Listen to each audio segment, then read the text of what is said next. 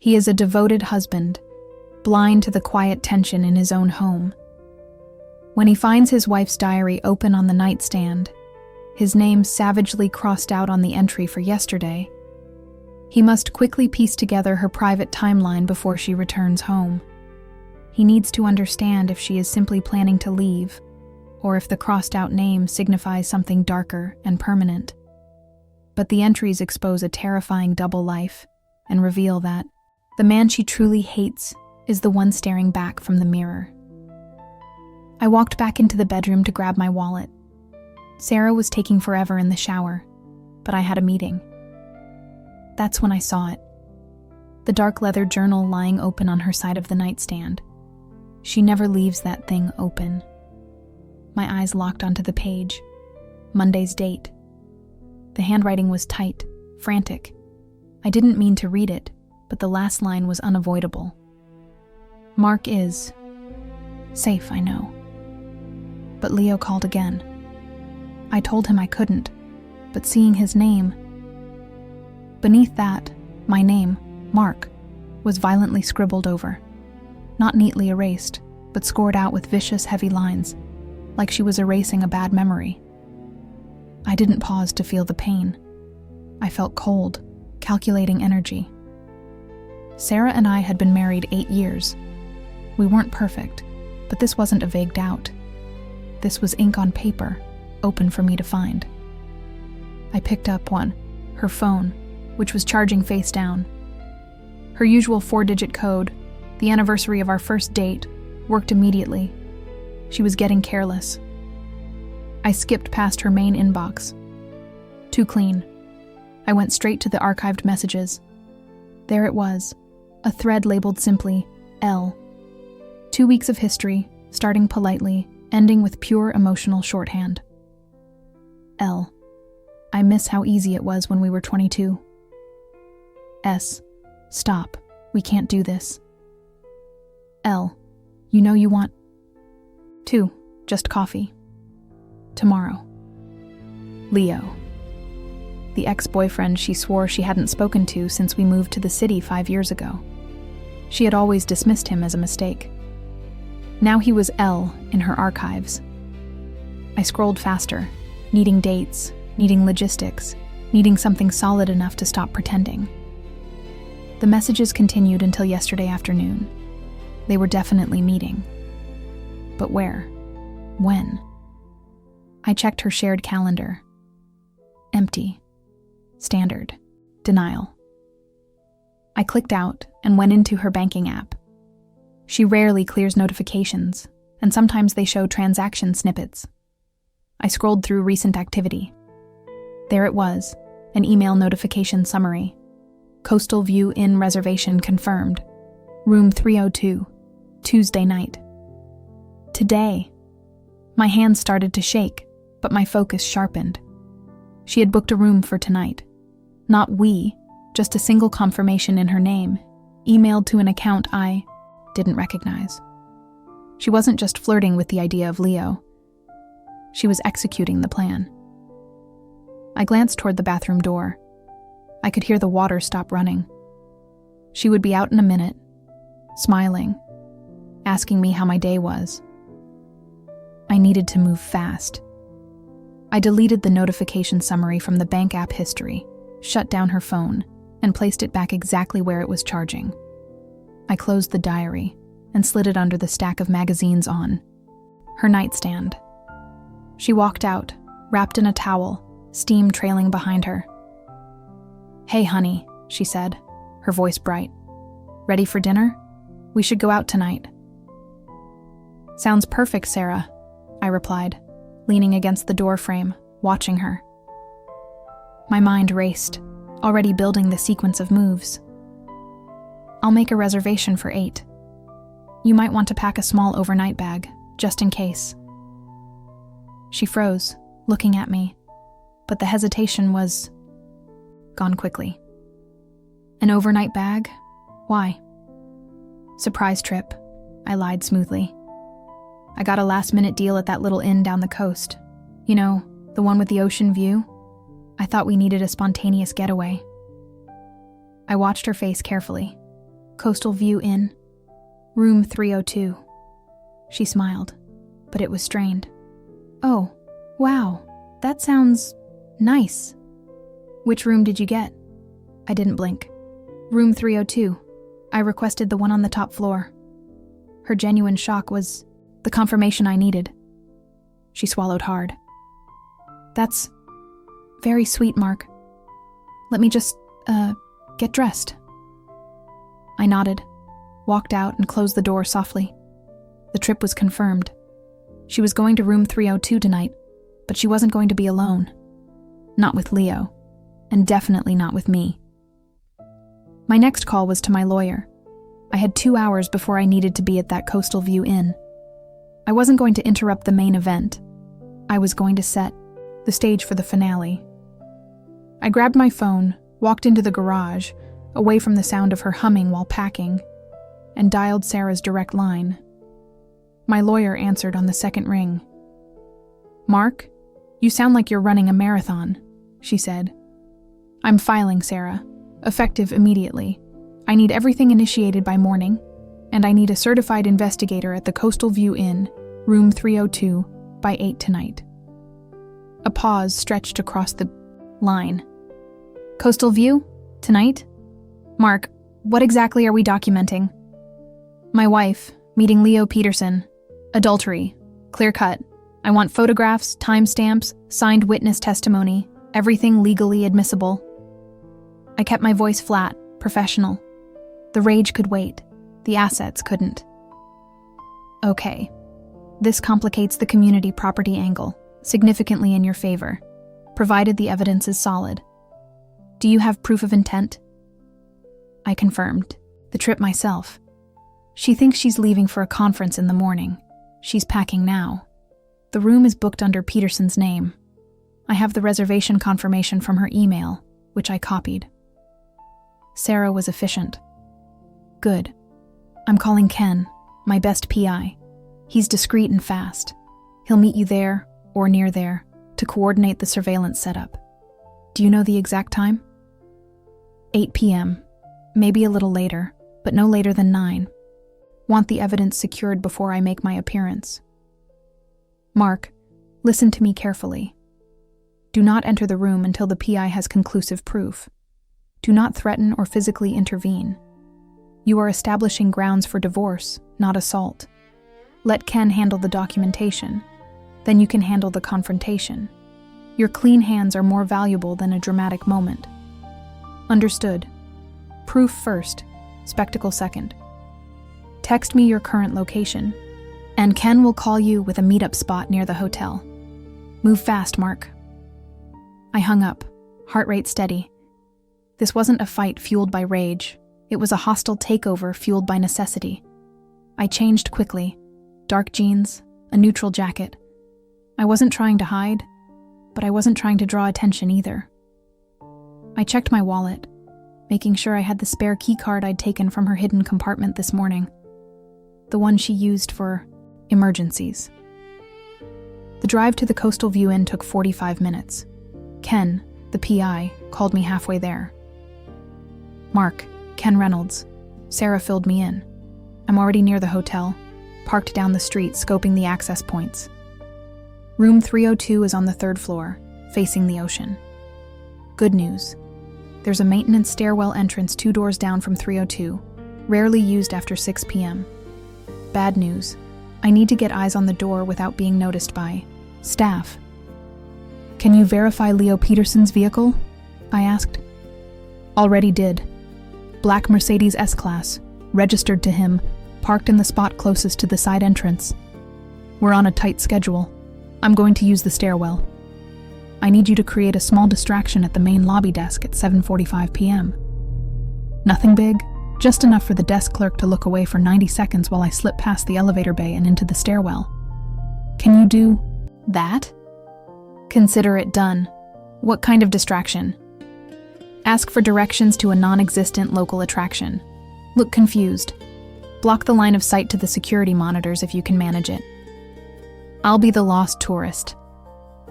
I pulled into the parking lot nearest the entrance. It was 7:40 p.m.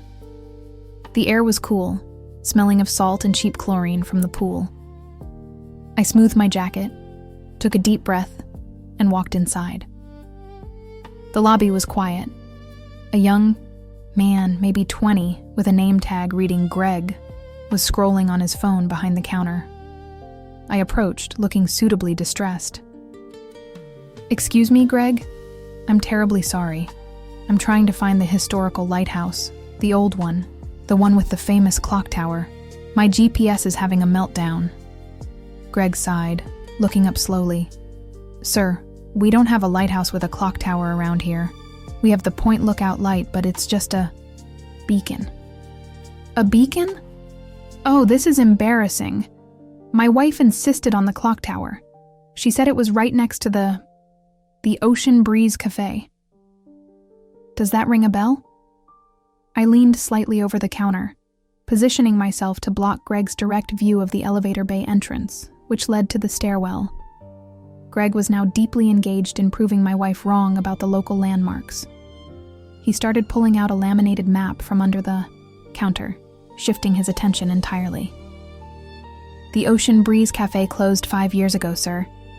And that lighthouse story sounds like something from another town entirely. Maybe you meant..." Click. I saw a slight movement in my peripheral vision. A blur of dark clothing slipping past the elevator bank, heading towards the maintenance door leading to the third-floor stairs. Ken was in.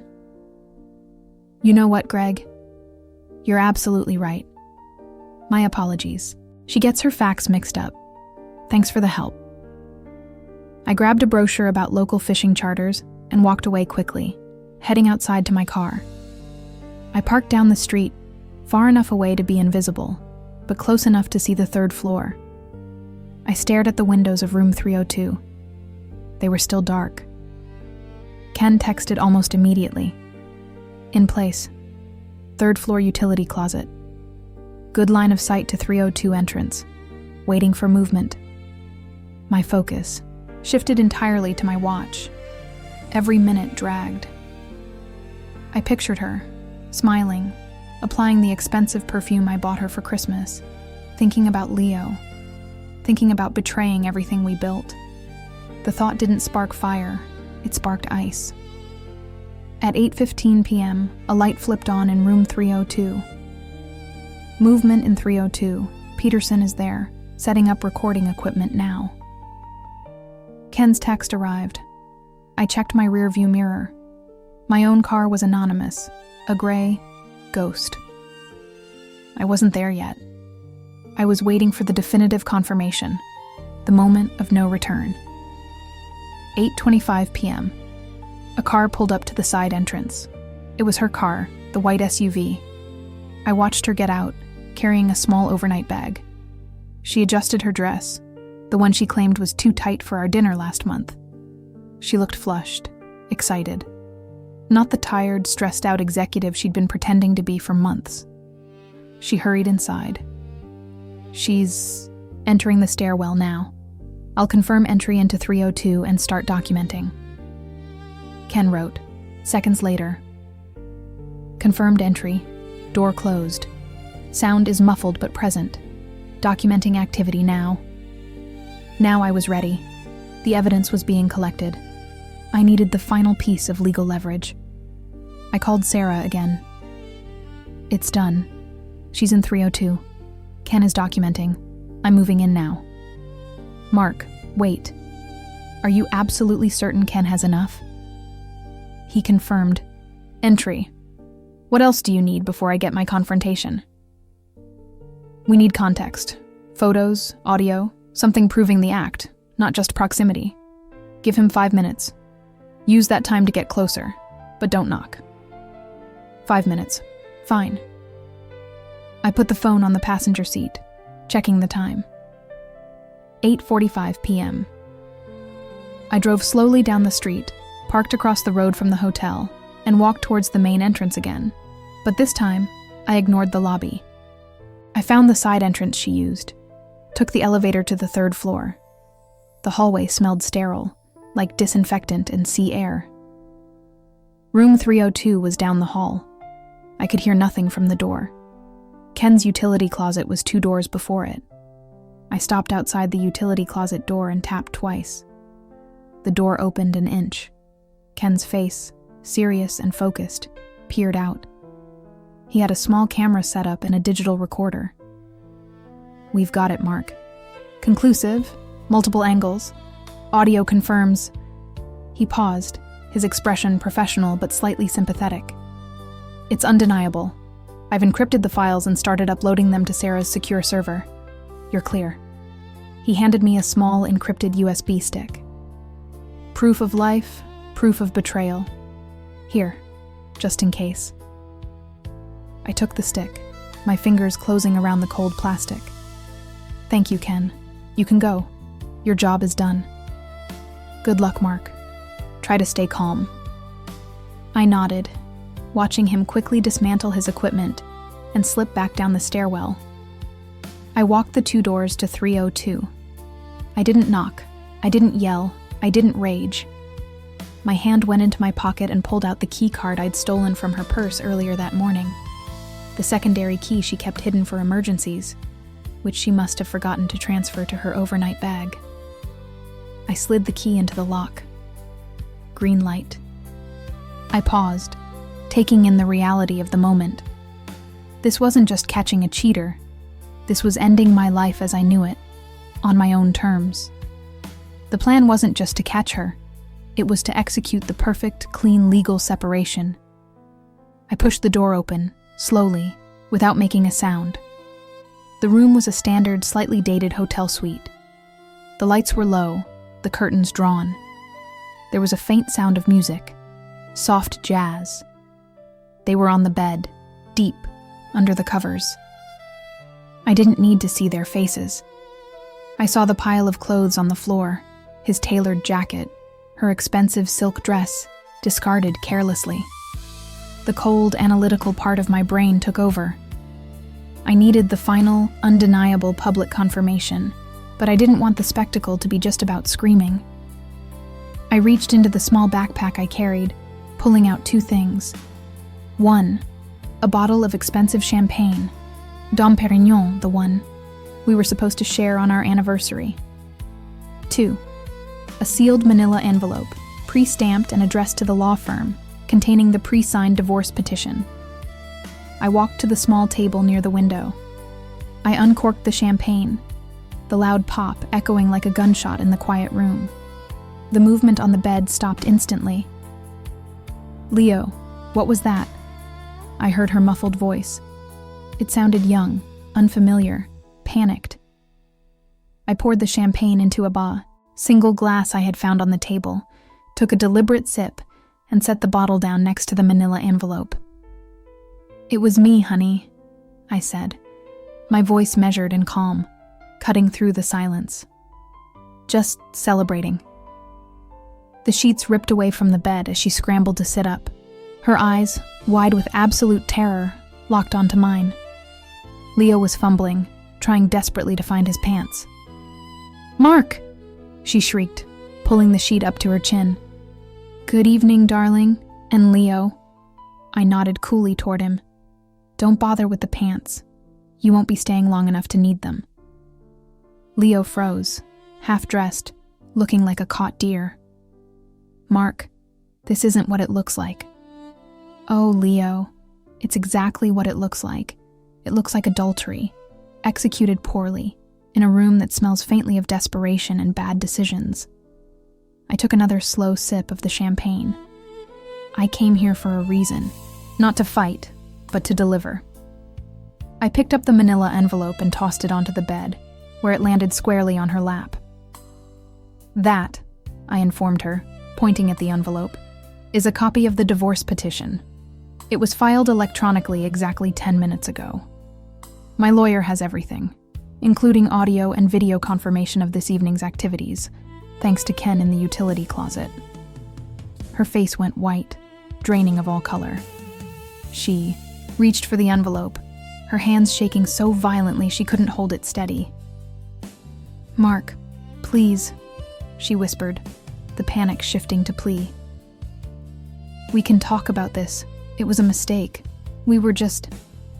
"No," I interrupted, cutting the cliché off before it started. We're done talking. That's why I brought the celebration bottle. I gestured to the Dom Perignon.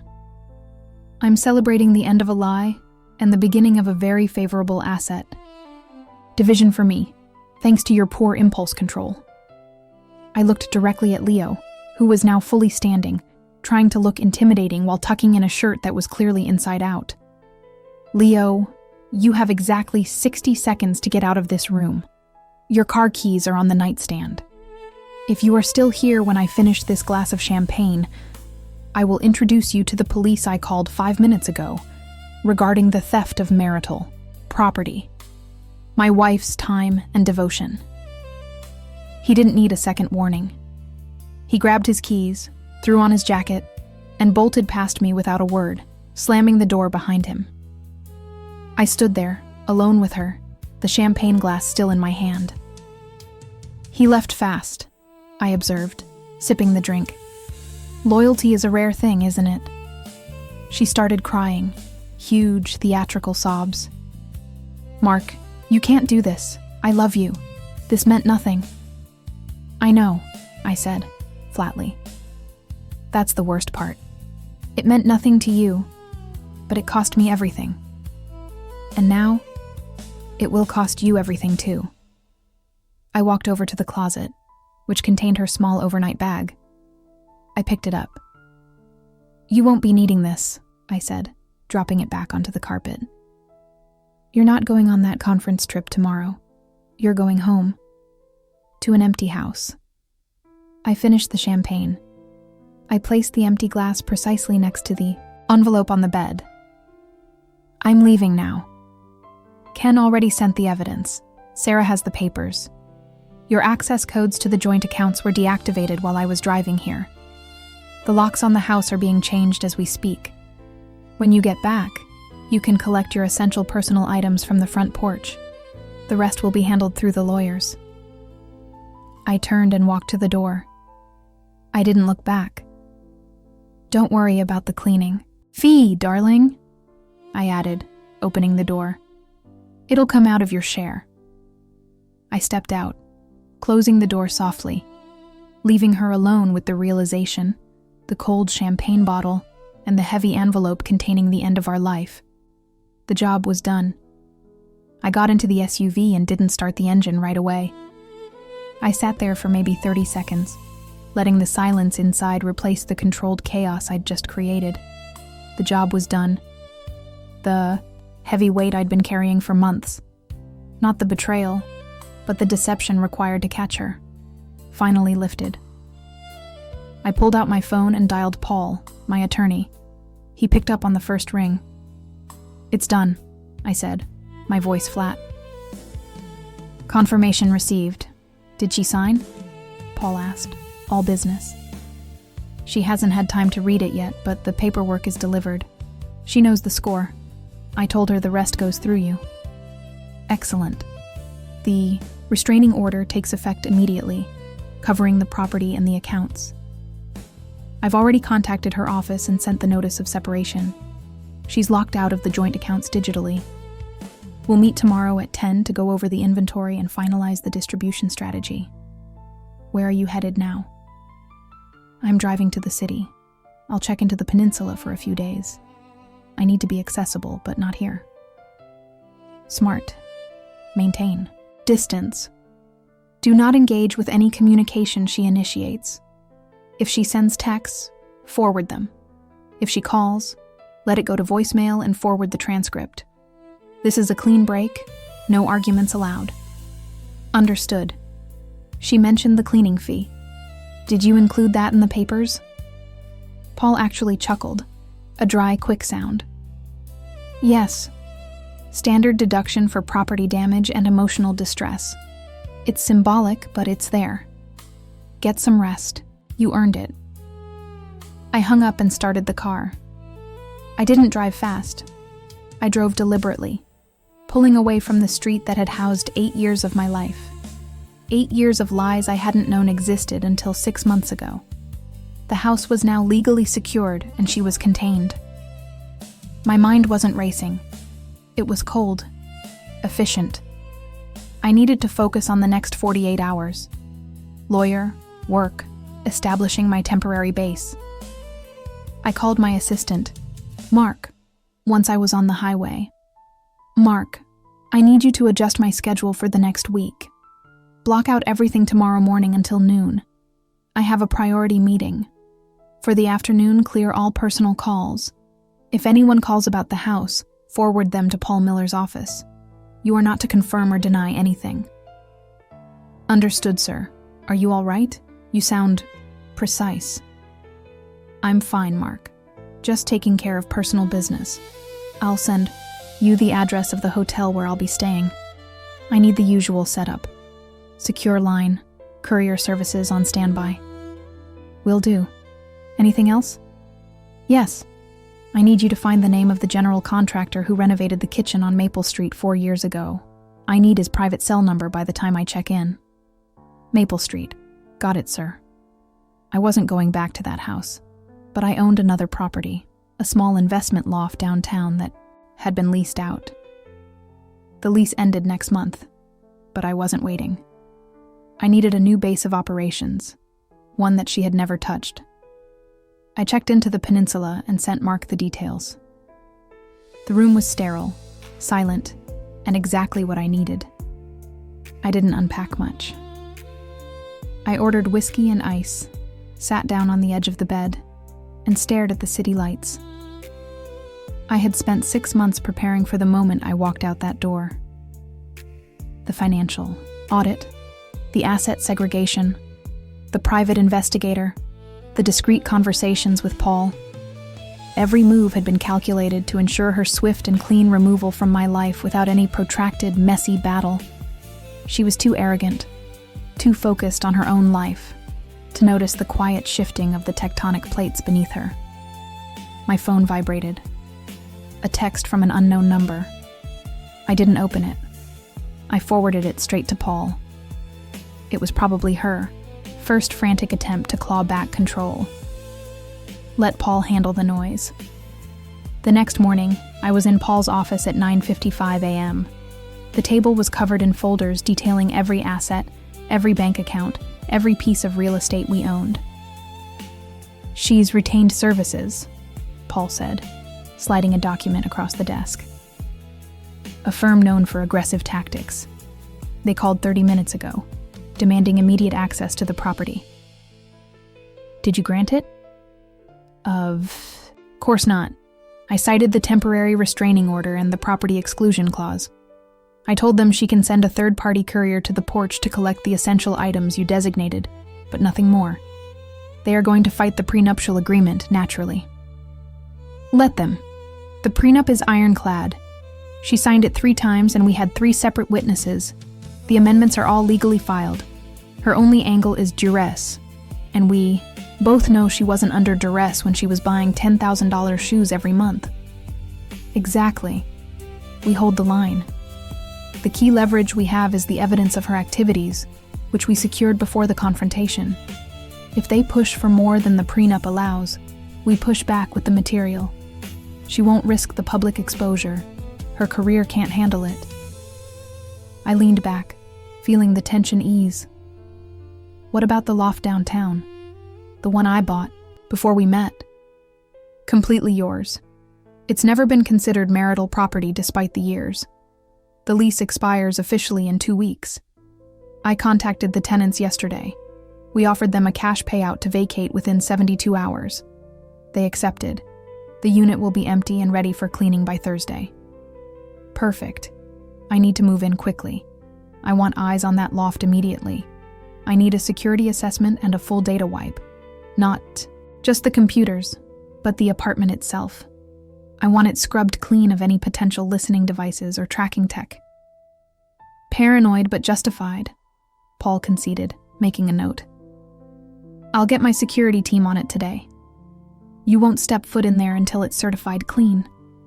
We spent the next 2 hours fine-tuning the division, the yacht, the ski condo, the cars, all segregated according to the prenup's formula, heavily skewed in my favor due to the circumstances of the separation.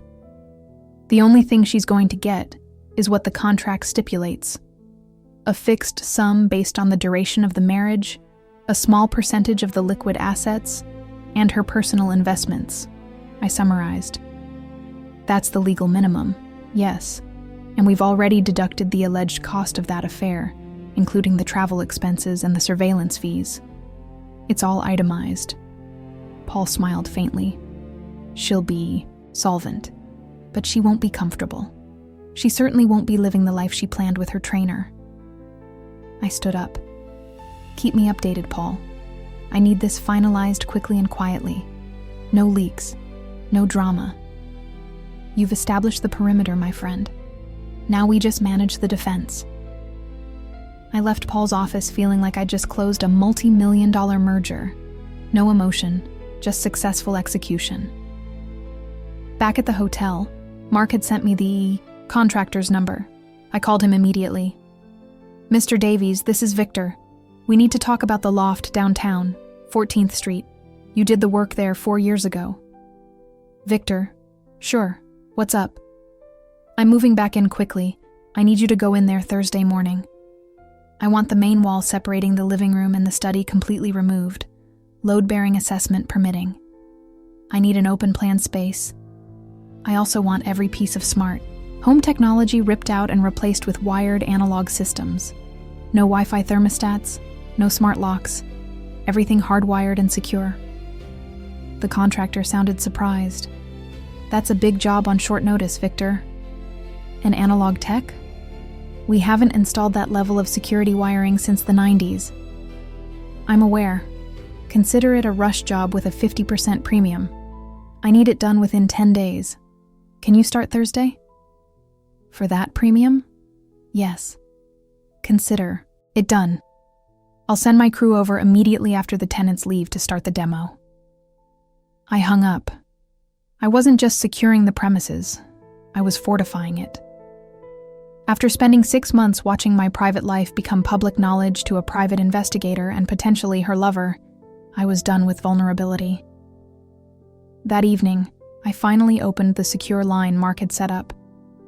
I had one more piece of business to handle before I could truly move on. I dialed the number I hadn't touched in weeks. It went straight to voicemail. It's me. The situation is resolved, clean. I'll be moving into the 14th Street loft soon. I know you said you needed time, but I need to know. Are you still out? Or are we in? I didn't leave a name. She knew my voice and she knew the code words. I hung up the secure line, drank the rest of my whiskey, and finally allowed myself to look forward, not back. The divorce was merely the destruction of the old foundation. The construction of the new one started now. 2 days later, Paul called. She tried to bypass the security yesterday. Showed up at the house, key didn't work. She got hysterical at the security guard we posted. She threatened to call the police. And I preempted it. I called the precinct chief earlier this week, explained the situation. Clean, legal separation, restraining order in a place. They sent a patrol car to ensure she left the premises peacefully.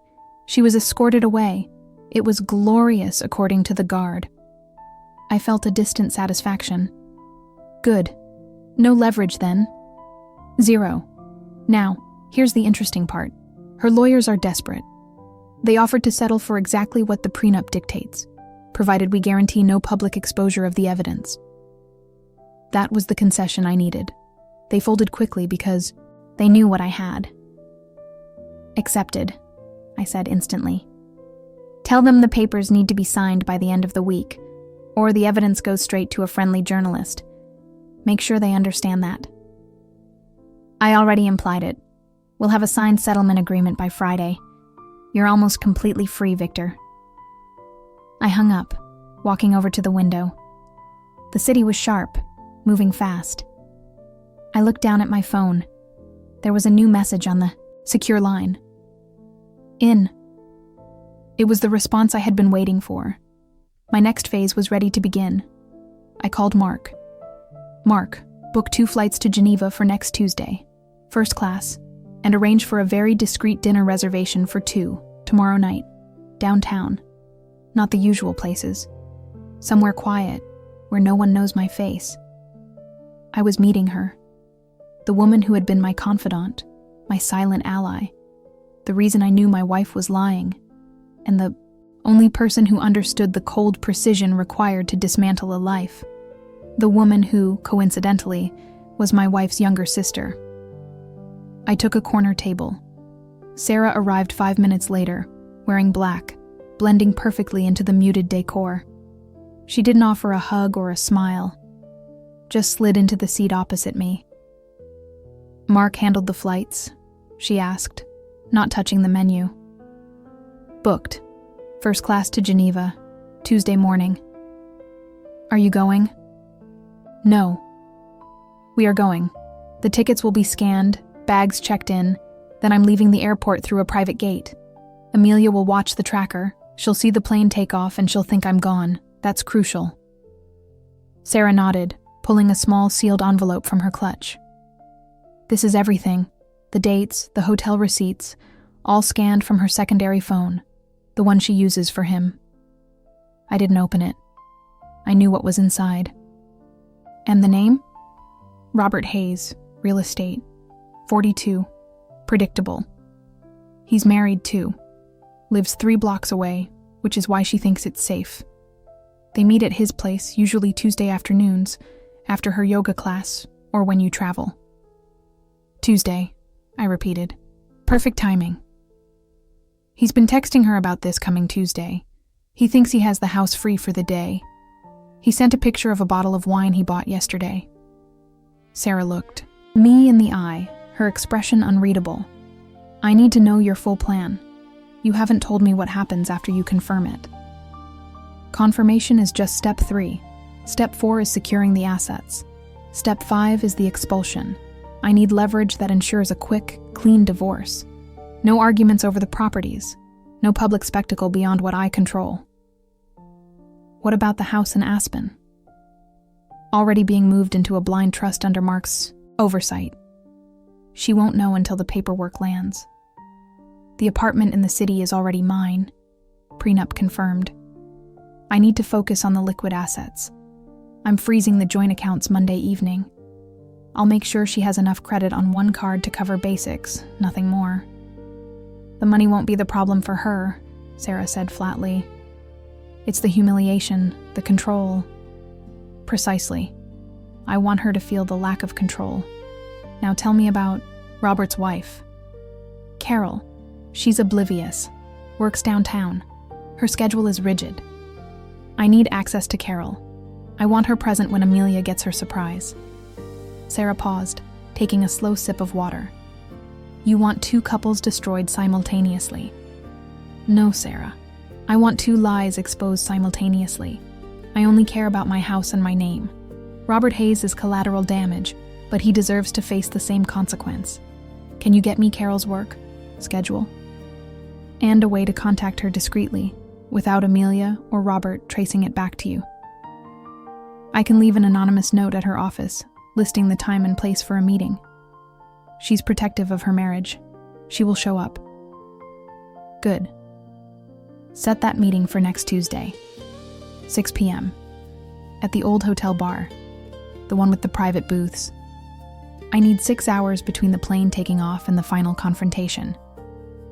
We finished the logistical discussion within 20 minutes. We didn't talk about Amelia's motives or the years she spent pretending. It didn't matter. What mattered was the execution. "I'll reach out to Carol tomorrow," Sarah confirmed, standing up. "Are you prepared for the fallout?" I planned for the fallout the moment I saw the texts. "Thank you, Sarah." "Don't thank me. I'm doing this for the family name, not for you." She walked out before I could reply. The next few days were a blur of cold, calculated action. Amelia was oblivious, focused only on preparing for our trip. I watched her pack designer swimwear, discussing how much she needed a break. I played the part of the tired, overworked husband, smiling stiffly. On Sunday, I had Mark arrange for a professional surveillance team. Not to follow them, but to secure the house. I had them install cameras in the master bedroom, the main living area, and the study. I also had them set up a secure feed that I could access from my hidden location. This was for proof, legal certainty, and timing. Monday night, I told Amelia I had to finish a massive report and stayed late in the study. While she slept, I connected the final pieces. I cleared out my personal safe, moving important documents, and securing the digital copies of the financial freezes I was initiating at dawn. Tuesday morning arrived. Amelia was excited, dressed in travel clothes. "Ready for Geneva?" she asked, giving me a quick peck on the cheek. Her eyes held that false sparkle, the one she used when she wanted something or was hiding something. "Ready," I lied. Mark drove us to the private jet terminal. We checked in the luggage. Mark took the boarding passes, promising to take care of the rest of the logistics. Amelia and I walked down the boarding ramp together. I let her. "Step onto the plane first." Then I gave the flight attendant a curt nod. "Change of plans," I murmured to Mark, who was waiting near the ramp entrance. "The company emergency in Tokyo is urgent. I need the car waiting at the hangar." Amelia was already settled, looking out the window, texting furiously, probably confirming with Robert that the coast was clear. I walked back down the ramp, leaving my wife sitting on a plane that would take off in 30 minutes. Mark drove me 10 minutes away, not to the main entrance, but to a small, private garage I rented 3 months ago. Inside was a black SUV, unmarked. "I'm moving to the hotel, the one near the old university. It's too large, too anonymous," I instructed Mark. "Cancel all incoming calls and appointments. I am out of contact until 7 p.m. tonight. Ensure the plane lands and Amelia is tracked until she checks into the hotel in Geneva." "Understood," Mark said, his voice neutral. He was used to crisis management, though never one this personal. I spent the next 2 hours in the hotel room, watching the live feed from my house. 11:00 a.m., the plane took off. Amelia sent me a brief, cheerful text. "Landed safely. Talk later." I checked the airport data. The plane was over the Atlantic. Good. 1:30 p.m. Amelia's car arrived back at the house. Her driver dropped her off. She didn't look tired from the flight. She was wearing a tight dress and heels.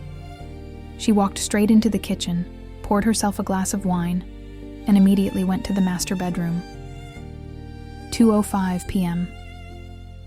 Robert Hayes arrived. He didn't use the main door.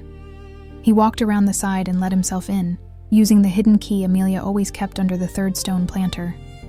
He was carrying the bottle of wine Sarah had mentioned. I watched them on the screen. The fame, confirmation was undeniable, visceral, yet strangely detached. It confirmed the cold logic of my plan. I didn't feel anger, only the satisfaction of proof established. I shut off the sound. I didn't need to hear their whispers. I knew the facts. I checked my watch. 4:00 p.m. Time to move. I drove the anonymous black SUV back towards my neighborhood, parking several blocks away at a cafe where I knew I wouldn't be recognized. I waited there for an hour, reviewing the final details of the asset transfer and the divorce papers that were now sitting with my attorney, ready to be filed at 9 a.m. the next morning. 5:30 p.m. I left the cafe and drove to the hotel where I was scheduled to meet Carol Hayes. The old hotel bar was dimly lit. Carol was already there, sitting ramrod straight in the booth, her face pale. She was dressed in professional business attire, clearly having come straight from work. I slid into the booth opposite her. She looked confused, tense. "Mr. Hayes' wife?" I asked quietly. "Yes. Who are you? Why did you send that note?" "It said this was urgent, about Robert." "My name is Arthur. I apologize for the secrecy, but given the delicate nature of what we need to discuss, discretion was mandatory." I placed a single item on the table between us, the sealed envelope Sarah had given me, containing the hotel receipts and texts. "Please open this," I instructed. Carol's hands trembled slightly as she broke the seal. She scanned the printouts quickly, her eyes widening as she recognized the handwriting and some of the familiar dates and locations. She looked up at me, her mouth open, but no sound came out. "Those receipts are for rooms my wife booked with your husband, Robert, over the last 6 months," I stated, keeping my voice low and steady. "My wife's name is Amelia." Carol gripped the paper so tightly her knuckles went white. You must be mistaken." "I am not. My wife told me she was flying to Geneva this morning. Your husband told you he had a business lunch. They are, at this exact moment, in my master bedroom, 3 blocks from here." The air went out of Carol. She leaned back against the red velvet upholstery, staring at the middle distance. "Why are you telling me this?" she whispered. "Because I refuse to be handled, and I believe you deserve the truth, not a fabricated excuse after the fact. I want to end my marriage tonight, cleanly, and I want them both to face the immediate consequences of their actions. I need you to confirm that you will be present when I confront them." "Present? Where?" "In my house, in approximately 45 minutes. They need to see the 2 of us standing there together. It strips them of any denial. It prevents them from turning this into a private fight." Carol swallowed hard. I can't just walk into your house." "You can, and you will. Because if you don't, they will spin a narrative where they are victims. If you come, you solidify the truth. You secure your own future by forcing his hand immediately." She looked down at the proof, tears finally welling up, but she blinked them back, replacing the shock with a sharp, cold focus that reminded me of Sarah. "What do I need to do?" she asked, her voice clear now. "Follow my directions. We will drive there separately. Wait in the street until I signal you. I will go in first. I'll make sure they are in a position where they cannot run. Then, I will open the door for you. You don't need to say a word. Your presence is the statement. I'll be there." I paid the bill and left, giving Carol 5 minutes head start to compose herself.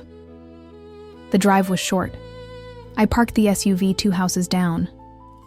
I confirmed Carol's car was idling around the corner. The house was dark except for the light coming from the 2nd floor. The cameras were running.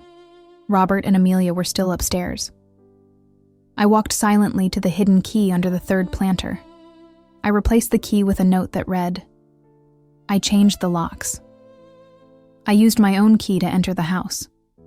The foyer was silent, scented faintly with Amelia's perfume and the expensive wine.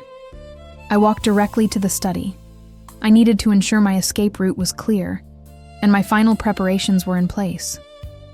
I pulled out a heavy duffel bag I had hidden behind the bookcase.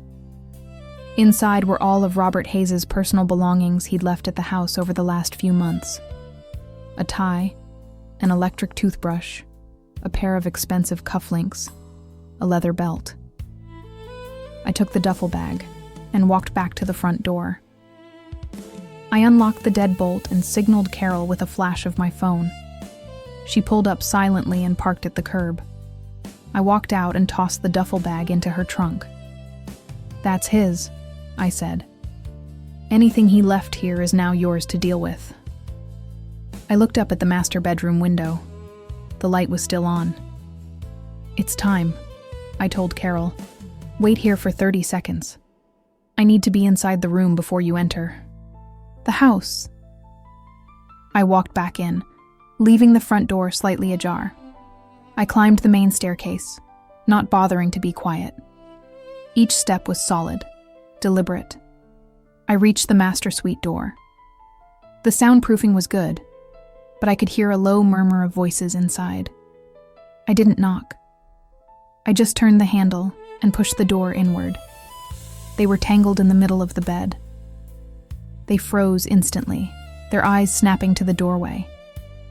Amelia's face went from pleasure to absolute horror in a fraction of a second. She grabbed the sheet, pulling it up to her neck. Robert Hayes just looked terrified, trapped. "Surprised?" I asked, my voice calm, almost conversational. I didn't move from the doorway. Amelia stammered, "Arthur, you were supposed to be in Geneva." "The flights were a decoy, darling. They took off on time, but I wasn't on them." Robert started scrambling, trying to find his discarded clothing scattered on the floor. "Don't bother," I told him, stepping slightly aside, gesturing towards the open front door 2 floors down. "Your belongings are already packed and waiting in your wife's car." Amelia stared at me, then at Robert, then back at me. "What are you talking about?" "I'm talking about Carol. She's waiting downstairs." The color drained completely from Robert's face. He stopped moving. Amelia let out a desperate, sharp gasp. "No, you wouldn't." I didn't answer her. I just raised my voice slightly. "Carol, you can come up now."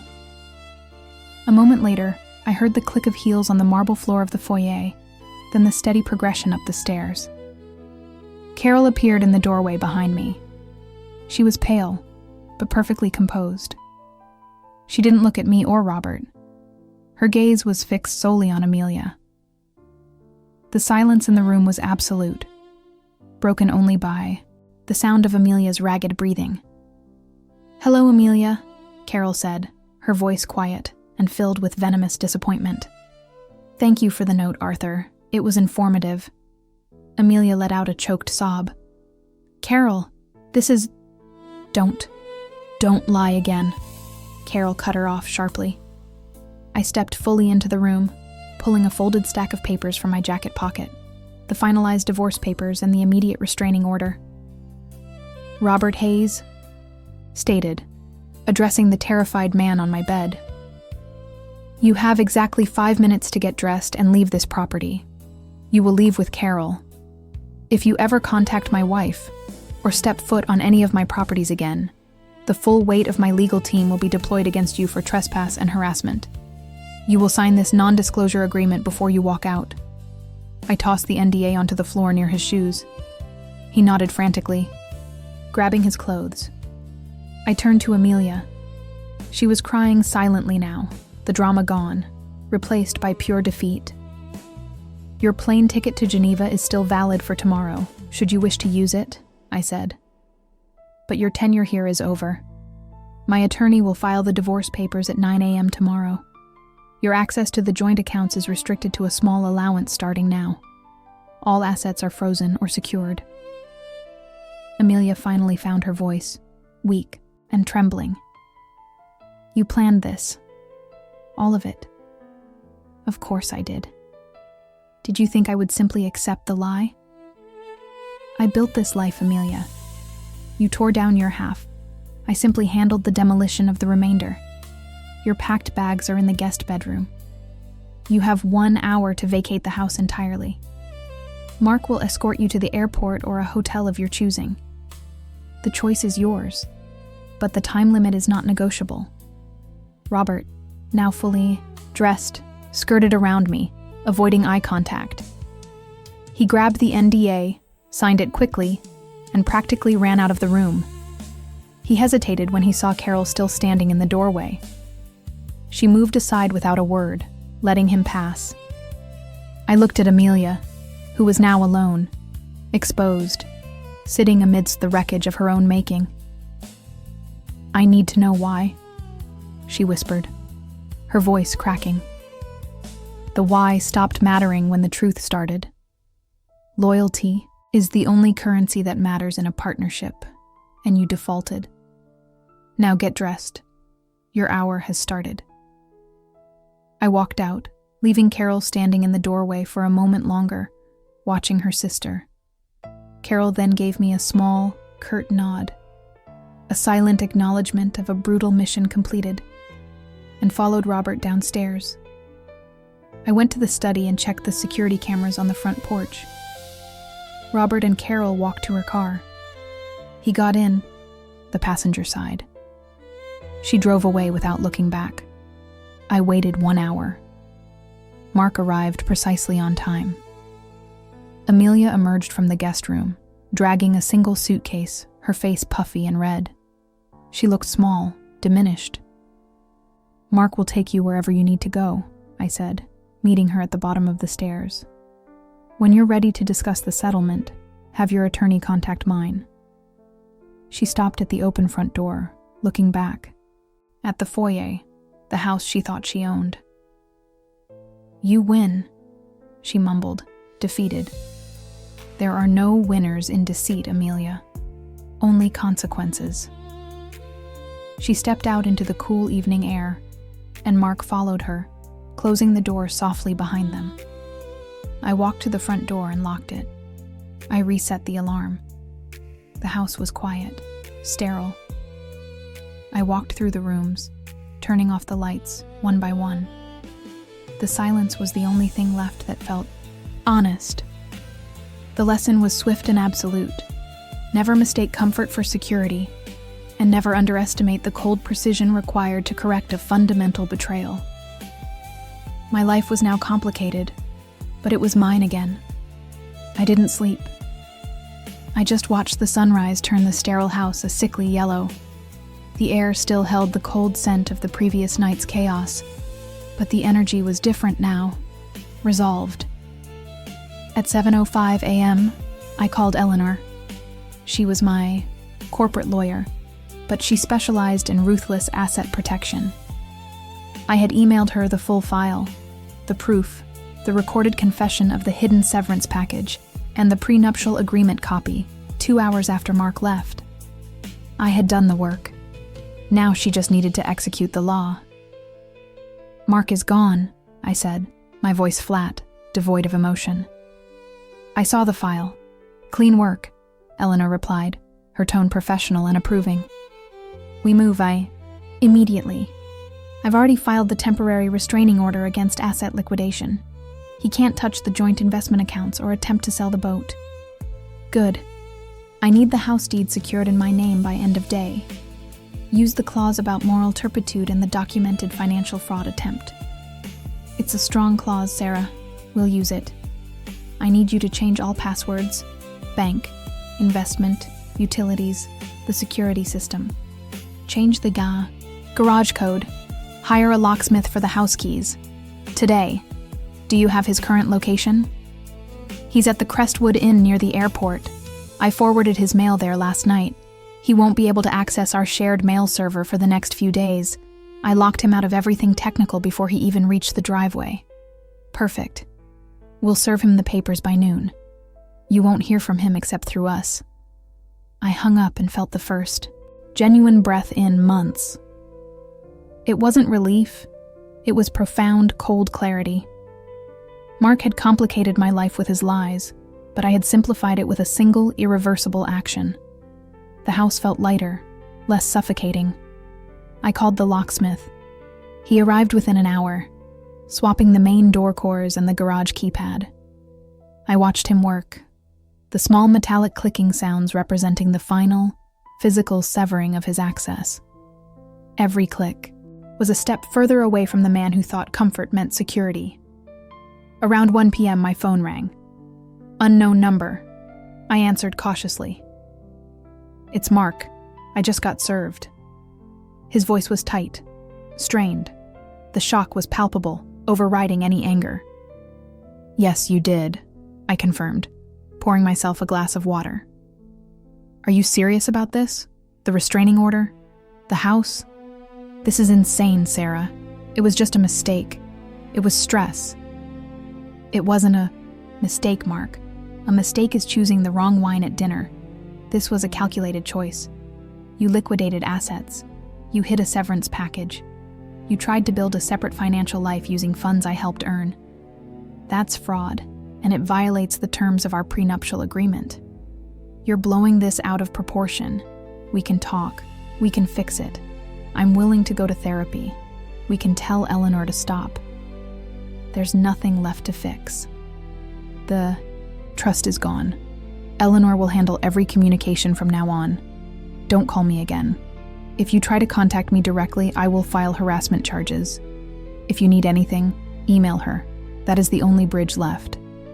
He paused, a shaky, defeated exhale coming through the line. Did you ever love me? The question was pathetic, a last, desperate reach for emotional leverage. I loved the man I thought you were, I said truthfully.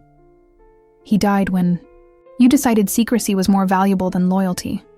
You chose this. Goodbye, Mark.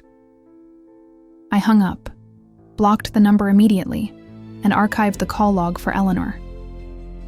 I felt nothing but a powerful focus. The afternoon was dedicated to administrative cleansing. I changed my name on 3 major accounts. I emptied his side of the closet and called a consignment shop. The expensive suits were sold by 4 p.m. I sold his golf clubs online, listed them as used, slightly contaminated, and donated the meager proceeds to a local women's shelter. Petty, perhaps, but satisfying. Every item gone was a physical manifestation of my freedom. That evening, I ate dinner alone at the kitchen counter. No need to cook for 2, no need to pretend to be interested in his work drama, just silence and the crisp taste of a simple meal. The following week, the final steps were executed quickly. Mark tried to fight, the moral turpitude clause, claiming emotional distress, but the evidence of the hidden funds and his documented statements to his mistress about the escape plan were irrefutable. He got what the prenup allowed, exactly 0 beyond his personal belongings and the car he drove. The assets were secured. Eleanor called me 3 weeks later. It's done. You're divorced. The house is secure. The liquidated assets were recovered in full. Congratulations. I stood by the large living room window, watching the streetlights come on, illuminating the precise lines of my property.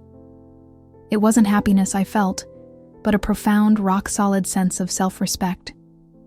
Betrayal is a fundamental injury, yes, but the real failure is allowing that injury to define your future. I had corrected the error cleanly, without drama, and without losing my emotional or financial footing in the process. I didn't need grand gestures or drawn-out fights. I needed efficiency. My life wasn't complicated anymore. It was singular. It was mine. I realized then that the silence in the house wasn't sterile anymore. It was full of potential, a blank slate waiting for me to write the next chapter. I had learned how much strength it takes not just to love, but to protect yourself when that love is weaponized against you. The cold precision required to correct. A fundamental betrayal wasn't cruelty. It was the highest form of self-loyalty. If you ever find yourself in the same position, paralyzed by the shock of what they've done, remember this. Knowing when to cut the cord isn't just self-preservation. It's the only path forward. You owe yourself the clean break. Did I handle it perfectly? Maybe not, but I handled it definitively, and that makes all the difference.